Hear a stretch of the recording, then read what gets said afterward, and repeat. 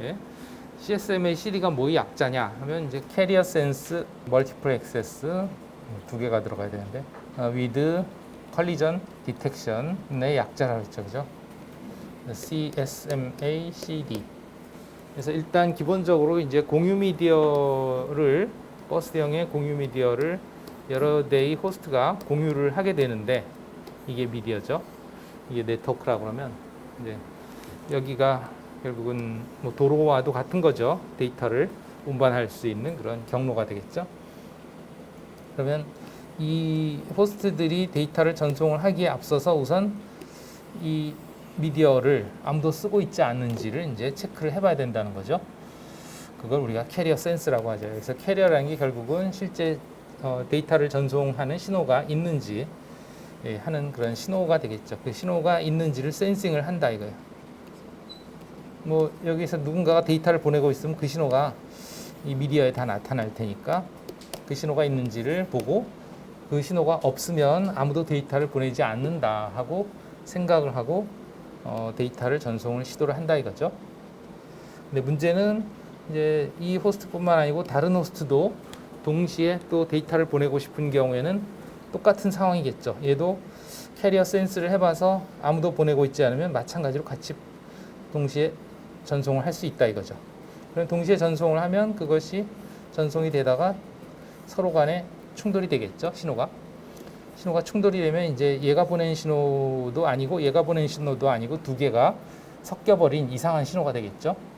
더해져서 그렇기 때문에 얘네들은 데이터를 전송을 해놓고 나서도 그냥 가만히 있는 게 아니고 계속해서 내가 보낸 데이터가 제대로 전송이 되는지를 감시를 하죠.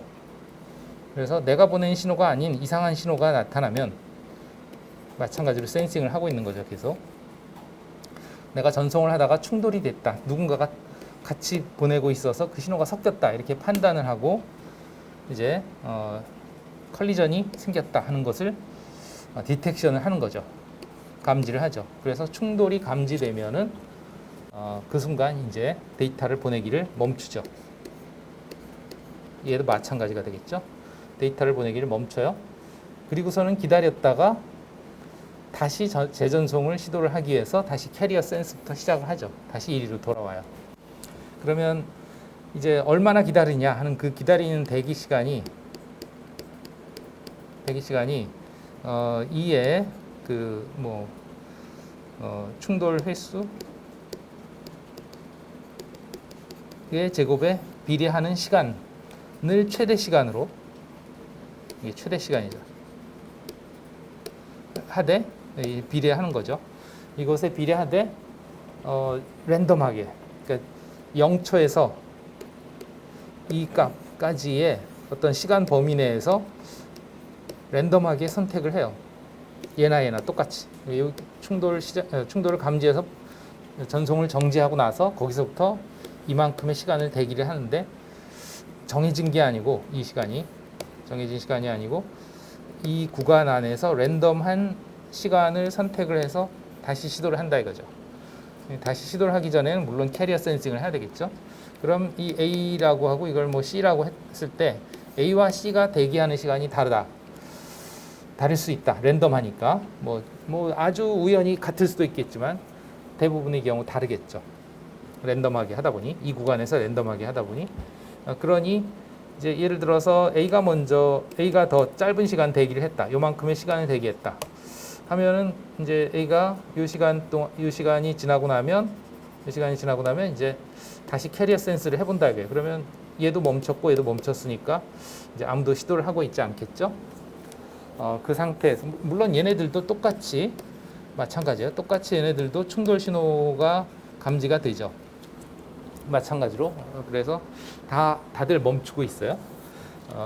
대기를 하고 있죠. 그러다가 얘가 먼저 만약에 이제 내가 보내야 되겠다 하고 판단을 한다 이거죠. 이만큼 기다리고 나서 예를 들어서 C는 한 이만큼 기다리고서 보내야겠다 판단을 한다고 치고요. 그럼 이제 그동안에는 얘가 여기에 아무도 안 보내고 있을 테니까 얘가 이제 캐리어 센스를 해봐서 아무도 보내지 않으니까 전송을 시도를 하죠. 그러면 그 신호가 이제 이렇게 나타나겠죠. 그러면 이제 어느 정도 시간이 흐른 후에 이 C가 데이터를 보내려고 캐리어 센스를 해보니까 누군가가 보내고 있단 말이죠. 그러니까 이제 얘는 다시 기다려야 돼요. 예. 언제까지? 이 캐리어가 나타나지 않을 때까지. 그러면 얘가 데이터를 전송을 끝내고 나서 이제 여기에는 신호가 없겠죠. 신호가 없으면 얘가 다시 캐리어 센스를 해보고 신호가 없으면 전송을 할 수 있다. 여기서 얼마가 될지는 모르죠. 그 시간은 얘가 데이터를 보내는 시간만큼 동안 시간이 흐른 뒤에니까. 어쨌든 그런 식으로 이제 캐리어 센스 멀티플 액세스를 한다. 그리고 컬리전이 발생을 했을 경우에 그것을 감지해서 전송을 멈춘다. 그리고 이런 시간 동안 기다린다. 만약에 이 A와 C가 똑같이 대기 시간이 거의 똑같이 설정이 됐다 그러면 둘 다 동시에 또 다시 재전송을 시도를 할 거예요. 왜? 아무도 안 보내고 있으니까 아무도 안 보내고 있다 이렇게 판단하고 얘도 재시도를 하고 A도 재시도를 하고 C도 재시도를 할 거고, 그러면 여기서 시도를 하면 동시에 시도를 하면 또 충돌이 되겠죠. 또 충돌이 되면 또 캐리어 디텍션이 일어나고, 즉 컬리전 디텍션이 일어나고 충돌이 됐다 이렇게 인식을 하고 또 기다리는데, 여기에 이제 충돌 횟수가 하나 증가하니까 이제 이것의 2배의 시간 동안 구간에서 랜덤하게 A와 C가 다시 대기를 시작합니다. 그러면 아까보다 대기할 수 있는 최대 시간이 2배로 늘어나는 거죠. 그러니까 아까는 요 사이에서 대기를 했다면 이제는 이 사이에서 대기를 하는 거예요. 지금 여기에 저쪽에다 그려야 되는데 칸이 모자라서 어쨌든 2배의 시간만큼 안에서 랜덤하게 뭐 이렇게 기다릴 수도 있고 이렇게 기다릴 수도 있고 그렇다는 거죠. 그러니까 대기 시간이 더 길어질 확률이 늘어나는 거죠. 충돌이 늘어날수록. 충돌이 또 일어나면 그것의 또 2배 시간 안에서 랜덤하게 기다리니까 대기할 시간이 더 늘어날 확률이 더 늘어나죠. 계속 늘어나죠. 충돌이 늘어날수록. 이것을 몇 번까지 하냐? 이제 10번까지 재시도를 할 수 있어요. 어쨌든 뭐 이런 식으로 되기 때문에 이 안에 호스트가 많을수록 아무래도 충돌이 될 가능성은 더 늘어나겠죠. 이더넷에서. 그렇기 때문에 이더넷에 연결되는 호스트의 개수를 무작정 늘릴 수가 없는 것이, 이 호스트의 개수가 늘어날수록 데이터를 보내고 싶은 호스트들은 많아지고 그럴수록 충돌의 가능성은 늘어나겠죠. 즉 이와 같은 상황이 된단 말이죠. 이와 같은 상황이 돼서 대기 시간이 아주 급격하게 늘어나게 된다. 호스트의 개수가 많을수록 충돌이 발생할 확률도 점점 높아지고 그런 문제들이 생길 수 있어요. 그러나 전에도 얘기했지만 이제 현재 이더넷은 이러한 그 CSMA CD 구조가 아니고 그냥 포인트 투 포인트 구조처럼 동작을 한다 그랬죠, 그죠? 현재 이더넷 스위치는 이더넷 허브라든가 이런 과거의 이 버스 구조의 케이블을 쓰는, 지난번에 봤듯이 뭐 이런 T자형 커넥터를 써서 동축 케이블을 이렇게 연결을 하고 이쪽으로 연결해서 호스트 연결하고 또 그 다음에 또 T자형 커넥터를 써서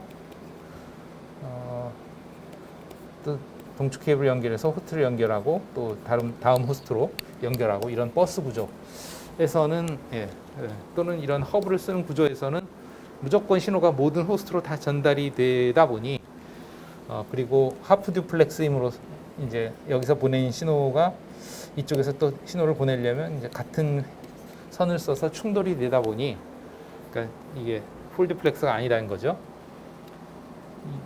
이와 같이 하프 듀플렉스이고 풀 듀플렉스가 아니다 보니 동시에 양쪽으로 보낼 수가 없어서 한쪽으로 보내고 있는 와중에 이쪽에서 보내면 충돌이 된다는 거죠. 이 구조에서는. 그래서 그런데 이제 이 스위치를 쓰는 구조에서는 송신과 수신이 분리되기 때문에 하프 듀플렉스가 아닌 풀 듀플렉스로 동시에 전송이 가능하고, 그다음에 스위치에서 뭐 예를 들어서 여기에서 전송을 하고 1위로 보내려고 하고 여기서 전송을 해서 1위로 보내려고 해서 둘 다 이제 이쪽으로 보내려고 한다 하더라도 그래도 큰 문제가 없다. 왜냐하면 스위치 안에서 그것을 이제 동시에 들어온 거라 하더라도 하나는 데이터를 저장해 놔요. 메모리에다 저장해 놨다가 한쪽이 먼저 보내고 나서 메모리에 저장된 내용을 보내준다. 그럼으로써 동시에 보내더라도 충돌이 되지 않는다. 거죠. 이런 기능들을 가지고 있기 때문에 이 기존의 과거의 이더넷과 달리 현재 이더넷은 뭐 CSMA CD의 의미가 없이 거의 포인트 투 포인트 구조의 1대1 구조의 전송이 동시에 이루어질 수 있다. 이렇게 보시면 되겠다 하는 거죠. 네, 그런 얘기를 지난 시간에 했었고, 그 다음에 이제 혹시 질문 있나요? 이 이더넷 CSMA CD에서 다시 한번 정리를 해봤는데요. 없나요? 무선에서 사용하는 CSMA CA에 대해서 얘기를 해보겠습니다. 최근에 무선의 경우에는 이 마찬가지로 이 CSMA CA를 쓰지 않고 OFDMA라고 쓰는 기법을 써서, 이건 이제 오토고널 Frequency Division Multiple Access라고 주파수를 나눠서 하나의 채널 안에 여러 개의 주파수를 또 분할을 해서 그 주파수별로 호스트들이 다른 주파수로 동시에 통신이 가능해요. 마치 주파수가 다르다는 얘기는 뭐냐면 다른 차선과 같다 이렇게 보시면 되겠어요. 그럼 차선이 다르면 동시에 나란히 지나가더라도 아무 문제가 없죠. 충돌이 되지 않죠. 그죠?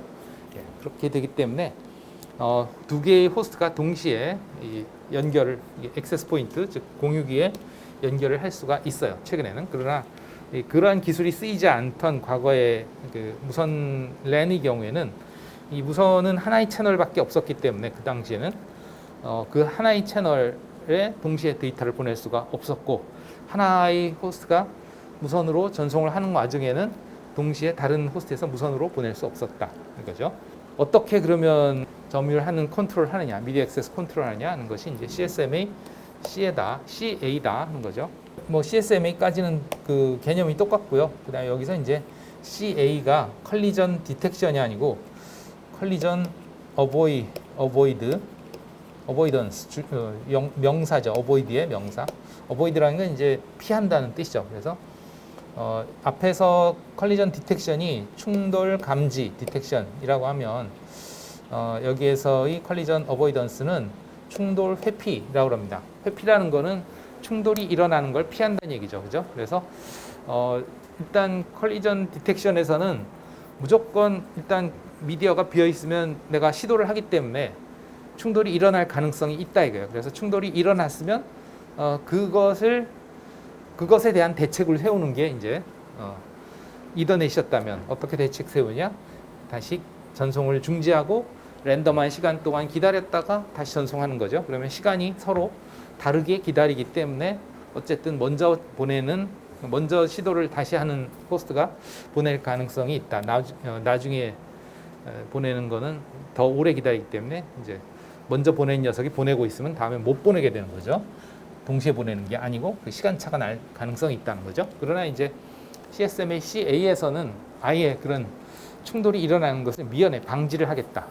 즉 동시에 전송을 시도하지 못하도록 하겠다 하는 거예요. 그러기 위해서 그러면 어떻게 하느냐 하면 이제 일단 이제 이런 걸 생각하면 되겠어요. 이제 여기에서 액세스 포인트가 있고 A 호스트, B 호스트 두 개가 이제 전송을 하려고 한다 치자 이거요. 그러면 일단은 전송을 하기 전에 앞서서 누군가가 액세스 포인트와 주고받는 전자파가 있는지를 체크를 합니다. 그러면 이제 액세스 포인트에서 전자파가 나오면 그것이 이제 사방팔방으로 퍼져나가겠죠. 예를 들어서 이제 액세스 포인트에서 B로 또는 B에서 액세스 포인트로 전송을 하고 있다. 그럼 그 전자파가 이제 A도 감지가 된다 이거예요. 뭐 자유공간이니까 전자파가 퍼져나갈 수 있는 범위까지는 퍼져나가겠죠. 그렇게 되면 이제 A는 뭐 기다리겠죠. 누군가가 그러니까 전송을 하고 있지 않을 때까지 기다리겠죠. B도 마찬가지 입장이에요. 그래서 A도 B도 아무도 이제 전송을 하고 있지 않은, 그래서 전자파가 없는 그런 상황을 생각해 보면 그게 이제 노 캐리어, 아까 이더넷에서 아무도 통신을 하지 않는 그런 상황이겠죠. 자, 그러면 이 상황에서 이제 어떻게 하느냐 하면 바로 데이터 전송을 시도하는 게 아니고, 바로 시도를 하지 않고 일단 내가 데이터를 보낼 수 있는 상황인가 하는 것을 이 액세스 포인트한테 물어봅니다. 이건 왜 그러냐면 이 그림에서 보시다시피 이 A와 B와 액세스 포인트의 그 전송 거리의 한계 때문에 그래요. 전송 거리의 한계. 예를 들어서 이제 요 원이, 각각의 원이, 예를 들면 이 파란색 원은 A가 데이터를 전송하거나 아니면 그 전자파를 수신할 수 있는 거리라고 합시다. 즉 A의 전자파가 도달하는 거리라고 봅시다. 여기서부터 어느 정도까지 전자파가 도달한다. 물론 뭐 전자파가 도달한다는 것이 뭐 어폐가 있는 게 아무리 먼데도 도달은 하죠. 아주 약해서 탈이지. 결국은 다른 호스트들이 얘가 보낸 전자파를 인식할 수 있는 거리가 한 요 정도라고 보는 거죠. 그다음에 요 분홍색 원은 이 액세스 포인트가 전송을 해서 그 전자파가 도달하는 거리. 그다음에 이 노란 그 원은 B 호스트가 전자파를 신호를 이제 전송을 해서 그 전자파가 도달하는 거리라고 하면 어떤 문제가 있을 수 있냐면 이런 상황이 있을 수가 있어요. 액세스 포인트가 보내는 건 여기도 수신이 되고 여기도 수신이 되고 다 수신이 되죠. 그 거리 내에 있으니까. 그런데 이제 B가 전송을 하는 거는 보시다시피 액세스 포인트에는 도달이 되는데 A에는 도달이 안 돼요. 그러다 보니까 B가 데이터를 전송하고 있는 상황이라 하더라도, 그래서 액세스 포인트가 그걸 수신하고 있는 상황이라도 A는 그거를 눈치채지 못한다 이게. 왜? B의 전자파가 여기까지는 A까지는 도달이 안 되기 때문에. 그러니까 A 입장에서는 아무도 데이터를 보내고 있지 않구나 이렇게 잘못 판단할 수가 있어요. B가 데이터를 보내고 있는 상황에도. 그렇기 때문에 바로 데이터를 보내면 안 된다 이거지. 그러면 어떻게 하느냐 하면 일단 내가 데이터를 보내도 되는가 하는 것을 액세스 포인트한테 알립니다. A나 B나 마찬가지예요. B가 보내고 있는 상황이라면 A만 그런 걸 보낼 거고, 만약에 A도 B도 보내고 있지 않은 상황이라면 여기에서 A도 B도 아무도 보내고 있지 않다고 판단을 하더라도 실제는 누군가 보낼 수 있는 거예요. 뭐 여기 C가 있어가지고 여기 C가 있어서 또 여기로 보내고 있을 수 있는데 C의 전자파가 여기엔 도달하지 않을 수도 있단 말이죠. 어쨌든 그런 상황일 수 있기 때문에 내가 바로 보내는 게 아니고 내가 보내도 되는지를 한번 공유기한테 알립니다. 그걸 우리가 리퀘스트 샌드라 그래요. 그럼 이제 공유기가 A와 B의 리퀘스트 샌드를 받겠죠. 그러면 뭐 시간차가 어느 정도 있을 테니까 이 공유기 입장에서는 이제 A가 먼저 리퀘스트 샌드를 보냈다 이렇게 판단을 하고, 그러면 이제 A가 보내라 하고 클리어 투 샌드라고 하는 그런 신호를 전체적으로 뿌립니다. 그러면 이제 A도 받고 B도 받겠죠. 그러니까 즉 액세스 포인트가 데이터를 보낼 상대방을 지정을 해주는 거예요. 이걸 통해서. 그러면 이제 A가 데이터를 보내죠. A가 데이터를 보내고 그리고 나서 이제 액세스 포인트는 데이터를 다 받고 나면 액너리지를 보냅니다. 이제 A는 내가 보낸 것을 이제 수신한 것을 확인할 수 있고, B 입장에서는 이 액너리지가 어떤 의미를 갖냐면 A가 데이터를 다 보냈구나. 나는 여기서 A인지 뭔지 모르지만 누군가가 데이터를 다 보냈다는 얘기구나. 이렇게 판단을 하는 거죠. 그래서 그럼 나도 한번 다시 데이터를 보내볼까 하고 다시 리퀘스트 샌드를 또 보내겠죠. 뭐 이런 식으로 동작을 한다. 아까도 얘기했습니다. 이게 이제 과거에 버전이 낮은 지금 무선랜의 경우에 이것도 이제 7까지 나와 있는데 1세대에서 7세대까지 나와 있는데 과거의 세대, 3세대 이전까지의 그 방식에서 사용하던 그런 거고, 최근의 방식들은 대부분 이제 아까 얘기했던 OFDMA라고 하는 주파수 분할 다중화를 써서 다른 그 주파수를 써서 동시에 전송을 함으로써 충돌이 되지 않도록 할 수 있다. 그 다음에 이제 여기에 뭐 프레임 구조에 대한 얘기가 나오는데, 이 프레임 구조는 아까 앞에서도 리뷰하면서 얘기했습니다만 네트워크의 종류에 따라서 이런 방금 아까 얘기한 것처럼 뭐 CSMA CA 방식을 쓰느냐, CSMA CD 방식을 쓰느냐, 또는 뭐 우리가 설명은 안 했지만 토크닝 방식을 쓰느냐에 따라서 즉 액세스 컨트롤 방식, 미디어 액세스 컨트롤 방식이 다 다르고, 그거에 따라서 이루어지는 절차들이 다르고, 그런 절차들을 위해서 필요한 어떤 필드들이, 그 용도들이 다 그 필드의 각각의 필드의 뭐 내용과 용도들이 다 다르다는 거죠. 그럼으로써 결국은 프레임의 헤더 구조들이 다 달라진다 하는 것을 얘기할 수 있겠습니다. 그래서 기본적인 구조는 이제 헤더, 데이터, 트레일러 이렇게 돼 있겠죠. 프레임의 구조는 그죠? 헤더, 데이터, 트레일러, 이게 페일로드죠. 그러니까 위의 계층으로부터 의뢰받은 데이터. 그래서 이제 뭐 다양한 그 헤더들과 트레일러들이 올 수 있는데 뭐 가장 대표적인 이 헤더들의 내용은 여기 프레임 스타트라고 하는 부분은 사실 이거는 레이어 2의 기능이라기보다는 레이어 1의 기능에 가까워요. 지금 우리가 데이터 링크를 얘기하고 있잖아요. 그죠? 데이터 링크를 얘기할 때 이 프레임 스타트는 보통은 이건 데이터 링크 계층이 아닌 물리 계층의 용도에 더 가깝다. 이렇게 보시면 되겠고요. 여기서부터가 이제 실제 데이터 링크 계층의 헤더라고 볼 수 있죠.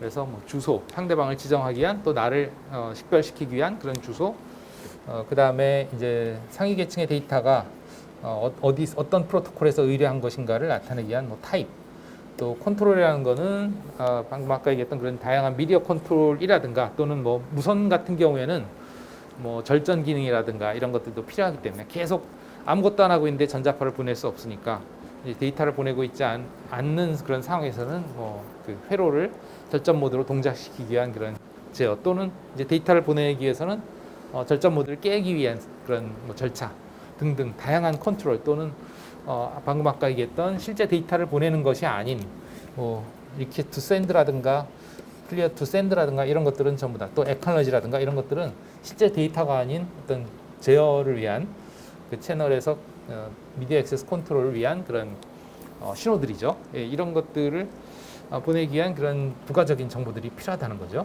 예. 그리고 이제 이 트레일러 쪽에서는 실제 물리적인 망을 통해서 미디어를 통해서 데이터를 전달하다 보니 이제 노이즈라든가 이런 다양한 원인에 의해서 오류가 발생할 수가 있고 수신 측에서 그것을 감지를 해서 이제 오류가 발생한 프레임들은 전부 폐기시키는 그런 기능을 할 수가 있도록 하기 위한 에러 디텍션 코드가 여기에 들어가게 됩니다. 오류 검출 코드죠. 그다음에 이제 프레임이 종료됐다는 것을 알리기 위한 그런 신호 이런 것들이 이제 이렇게 프레임의 구조를 이룰 수가 있는데 아까도 했지만 프레임의 시작이라든가 종료 이런 부분은 주로 물리계층의 역할이다 이렇게 보시면 되겠습니다.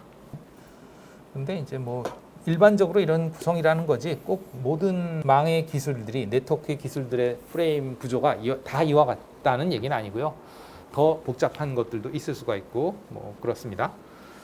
이거보다 덜 복잡한 것도 있을 수가 있고 예를 들어서 포인트 투 포인트 링크 연결이라고 하는 이 원거리에서 라우터에서 라우터를 연결하는 그런 기술 중에 포인트 투 포인트 기술이라는 게 있는데 여기에는 이제 1대1로 연결되는 기술이에요. 1대1로 연결되는 기술에서는 사실상 상대방을 지정하는 주소가 필요가 없죠. 그냥 바로 여기서 전송하면 바로 이리로 수신이 되니까 이런 경우에는 이제 주소를 지정할 필요가 없죠. 그래서 주소 부분이 필요가 없을 수도 있어요. 뭐 그런 식이다 이거. 필드의 구조가 프레임 필드의 구조가 다 이제 망의 유형에 따라서 또 뭐 어떤 식으로 액세스 컨트롤 하느냐에 따라서 등등 다양한 요인에 의해서 달라질 수가 있다 하는 거고요. 뭐 일반적으로는 이렇다 하는 겁니다. 예, 이건 뭐 방금 아까 봤던 이거니까 여러분들이 해보시면 되겠고요. 그 다음에 이제 그 물리 계층, 이제 이 레이어 2에서 데이터 링크 계층에서 사용하는 이 주소라는 것은 그 링크 안에서의 각 양쪽의 노드, 즉 출발 노드와 상대방 노드를 지정을 해주기 위한 그런 용도로 사용이 된다. 그래서 그 로컬 전송, 하나의 노드와 노드 사이에 이 사이에서의 전송에 필요한 주소다. 그것에 비해서 뭐 아시다시피 이제 IP 주소 같은 경우에는 복잡하게 얽혀 있는 망에서 이런 망에서 최초 출발지에서 최종 목적지까지 전달되는 그 과정과 관계없이 이 주소와 이 주소가 계층 3에서의 주소죠. 엔드 디바이스들의 주소. 그러나 레이어 2의 주소에서는 이 구간, 그다음에 이 구간에서의 각각의 시작, 즉 송신, 수신 주소들이 되겠죠. 우리가 그런 것들을 이제 physical address다 이렇게 얘기를 하죠. 방금 아까 얘기했던 그 IP 주소와 physical address 간의 관계를 얘기했고 IP 주소는 결국은 여기서부터 여기까지 도달하는 과정에서 계속해서 유지가 돼야 되겠죠. 얘의 주소와 얘의 주소가 그러나 이제 이 피지컬 어드레스는 요 구간별 주소니까 요 구간마다 주소가 바뀔 수밖에 없다는 거죠. 그다음에 그 계층 2에서의 그 주소는 그 로지컬 토폴로지에 따라 다르다. 이건 뭐 아까 얘기했듯이 1대1 구조냐 아니면은 뭐 이렇게 버스 구조냐 뭐 등등 다양한 구조에 따라서 필요 있을 수도 있고 없을 수도 있고 그렇다 하는 거고요. 그럼 다양한 그런 네트워크 물리적인 네트워크인 랜이라든가 웬은 뭐 이러이러한 것들이 있고 이러이러한 것들에 따라서 프레임의 구성이 그 헤더들이 또는 트레일러들이 달라질 수 있다는 거고요. 주로 이제 랜과 웬에 대해서 지금 여기서 몇 가지 사례를 얘기를 하고 있습니다. 우리는 주로 이제 랜 쪽에 집중을 해서 얘기를 할 거고요. 네, 여기까지가 이 4장에서 다루는 내용입니다. 이 뒤의 내용들은 어펜딕스, 부록이에요. 보충 설명을 위한 부록이니까 이거는 여러분들이 필요에 따라서 봐주시면 될 것 같습니다. 네. 여기를 보시면 뭐 그 프레임의 구성이 뭐 이더넷이냐 아니면 포인트 아까 얘기했던 1대1 연결 웬 구간에 사용하는 그런 구성이냐 무선 랜이냐 등등에 따라서 프레임 구조가 대단히 많이 다르죠. 그죠? 네. 그런 것들을 사례를 들어봤고요. 구체적으로 그 안을 들여다보지는 않겠다. 다르다는 것만 그냥 얘기를 하는 거죠. 예. 딱 봐도 다르죠. 그죠? 예. 뭐 등등 그런 사례들을 봤고 요거는 이제 지난 시간에도 얘기했습니다만 무선 랜의 경우에는 그 물리 주소 즉 피지컬 어드레스가 이더넷과 달리 두 개만 필요하지 않다. 더 필요하다. 왜 더 필요하냐? 무선 연결이 될 때 EA 주소도 필요하고 EA 주소도 필요하고 EA 주소도 필요하고 이런 식이다. 또 심지어는 이렇게 그 무선 액세스 포인트를 브리징을 해서 이렇게 그 액세스 포인트에서 호스트로 바르게 하는 게 아니고 액세스 포인트에서 다른 액세스 포인트를 거쳐서 가는 경우도 있거든요. 그럴 경우 A 맥 어드레스, A 맥 어드레스, A 맥 어드레스, A 맥 어드레스 이런 식으로 여러 개의 맥 어드레스가 더 필요할 수 있다. 최대 4개까지 맥 어드레스가 필요할 수 있다. 뭐 등등. 그게 이제 프레임 구조에 반영이 된다 하는 거죠. 여기까지 마치고 이제 이더넷으로 들어가겠습니다. 5장 이더넷. 자, 이더넷은 지금 우리가 앞에서 설명한 네트워크 액세스 계층의 가장 대표적인 기술이 되겠죠. 네트워크 액세스 계층이라고 하면 결국은 이제 OSI로 따지면 1계층 물리 계층과 2계층 데이터 링크 계층을 합친 게 이제 네트워크 TCP/IP 이게 이제 OSI 계층이고 이건 TCP/IP 계층이죠. 이렇게 매핑이 되죠. 그랬을 때 이것의 가장 대표적인 기술이 이더넷 또는 뭐 아까 했던 이제 무선 랜 뭐 등등 여러 가지가 있을 수 있는데 우리 이제 이더넷에 집중을 해서 유선 랜에 대해서 집중을 해서 하도록 하겠습니다. 그래서 이 그림은 이더넷을 처음 개발한 70년대에 개발한 맷 켈프라는 분이 계세요. 이분이 아주 혁혁한 공을 세웠죠. 랜 기술을 천하통일을 했으니까 지금 여러분들이 알고 있는 뭐 데이터 센터 AI 그 서비스를 제공해주는 데이터 센터 같은 경우에 여기에서도 많은 경우에 이제 이더넷 기술이 사용이 됩니다. 그래서 뭐 최근에 그 이 데이터 센터에서 사용하는 이더넷 같은 경우에는 그 속도가 얼마까지 되냐면 무려 1.6 테라bps까지 가능합니다. 엄청난 속도죠. 지금 우리가 얘기하고 있는 게 뭐 초기에 2. 얼마 메가bps부터 출발해서 뭐 최근에 우리 뭐 가정에서 또는 실습실에서 사용하는 컴퓨터들의 경우에 뭐 1기가bps NIC가 설치가 돼 있다. 내장이 돼 있다. 뭐 그런 얘기를 하고 뭐 조금 더 고급의 경우에 뭐 10기가bps 가정에도 이제 10기가bps 인터넷이 서비스가 되기도 하죠. 그럼 그 10기가bps 인터넷을 오롯이 다 속도를 다 즐기려면 가정의 랜도 10기가bps로 구성이 돼야죠. 10기가bps 이더넷으로 구성이 돼야 돼요.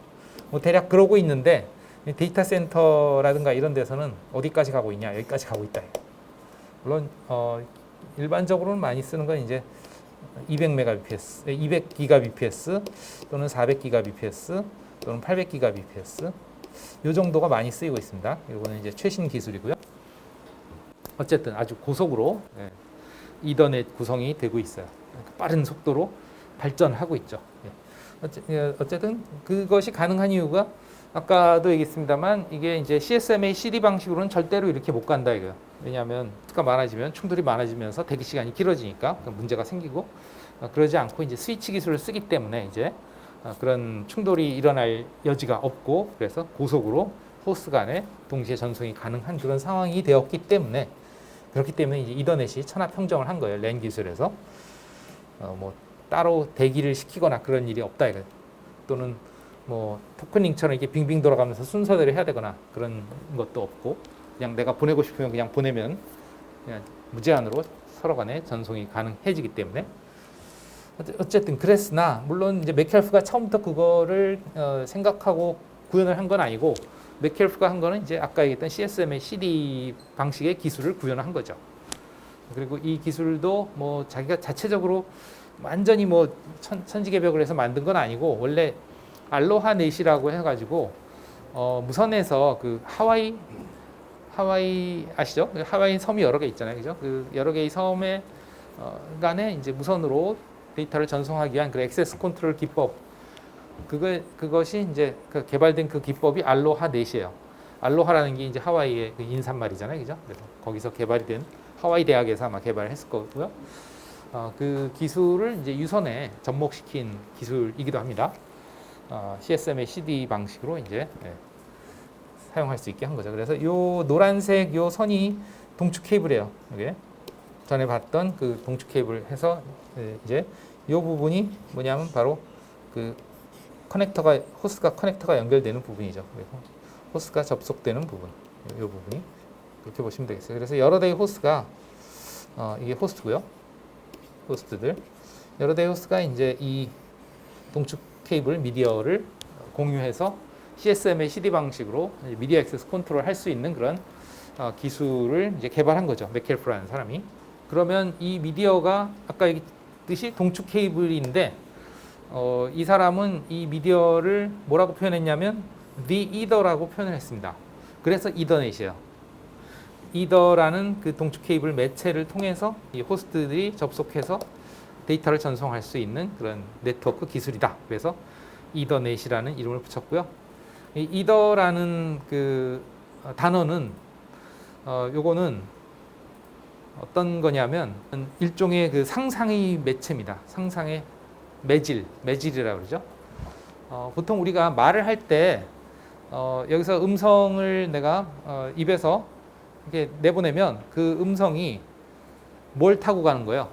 네, 공기를 타고 간단 말이에요. 공기가 뭐냐? 일종의 매질이다 이게. 그 매체가 되는 물질, 전송 매체가 되는 물질, 그걸 매질이라고 부르죠. 그러면 만약에 공기가 없으면 어떻게 되냐? 소리가 전달이 되냐? 안 된다 이거죠. 네, 안 된다. 왜? 매질이 없기 때문에. 그래서 과학자들이 이제 그 19세기죠. 19세기에 연구를 하면서 그 물론 이전에도 당연히 뭐 우주에 대해서 연구를 하면서 보면 우주에서 별에서 또 달에서 해에서 빛이 와서 우리가 그걸 눈으로 볼 수 있잖아요, 그죠? 근데 그 얘기는 뭐냐?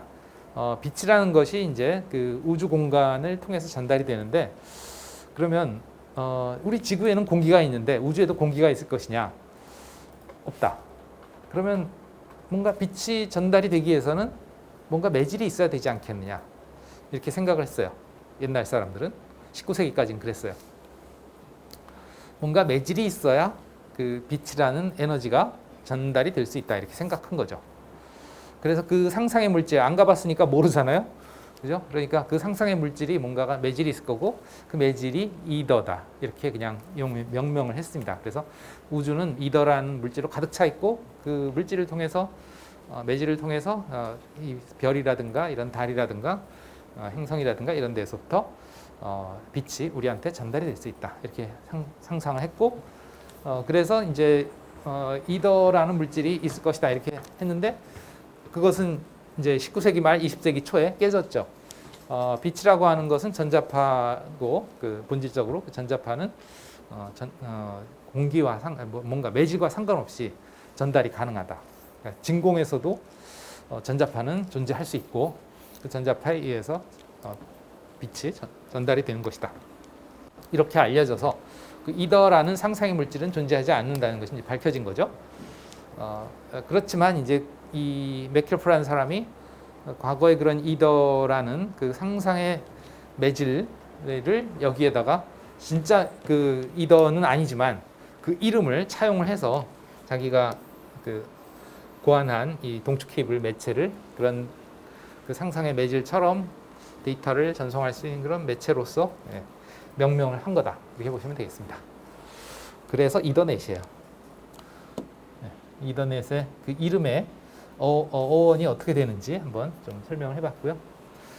그러면 이제 이더넷을 설명할 내용은 여기 이제 이더넷 프로토콜, 뭐 이더넷 아까 얘기했듯이 이더넷을 발전시키는데 아주 혁혁한 공을 세운 이더넷 스위치의 그 동작에 대해서 알아보고요. 그러니까 사실은 뭐 이더넷에 대해서는 이게 대부분이고요. 이거는 그 뭐라 할까 꼭 이더넷이 아니더라도 이제 스위치의 동작 이거는 그 이더넷 기술과는 조금 상관이 없이 그냥 어쨌든 이더넷에서 스위치가 쓰이다 보니 여기에서 이제 소개를 하고 있다 이렇게 볼 수가 있겠고요. 그다음에 이제 어드레스 리졸루션 프로토콜도 이것도 꼭 이더넷에서만 쓰이는 건 아니지만 뭐 이거는 이제 무선 랜에서도 쓰일 수 있고 다양한 곳에서 쓸 수 있겠죠.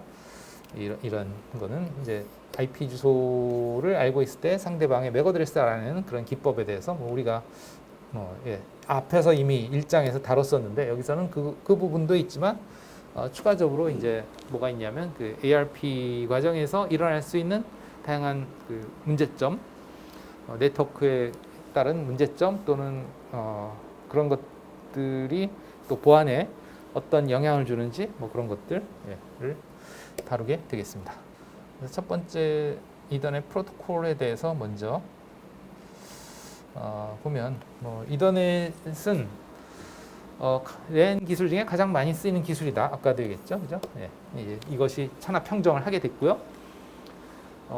그 다음에 뭐 그 표준으로 따지면 두 가지 계열이 있긴 한데요. 여기에서 보시면 이제 IEEE에서 전에도 얘기했지만 IEEE는 주로 랜이라든가 아니면 맨에 관한 것이 뭐 유선이든 무선이든 간에 이러한 유형의 네트워크에 대한 그 기술 표준을 표준화하는 그런 기관이다. 물론 그 임무만 있는 건 아니에요. 이거 원래 IEEE는 이제 미국 전자전기공학회이기 때문에 다양한 여러 가지 뭐 연구에 대한 활동도 하고 뭐 학회 활동도 하고 물론 이제 표준화 활동도 그 중에 일부이고 이 이더넷과 같은 또는 뭐 다른 랜과 맨의 표준화 기술도 표준화라는 그런 작업도 사실은 IEEE가 하고 있는 아주 다양한 표준화의 분야 중에 하나인 거예요.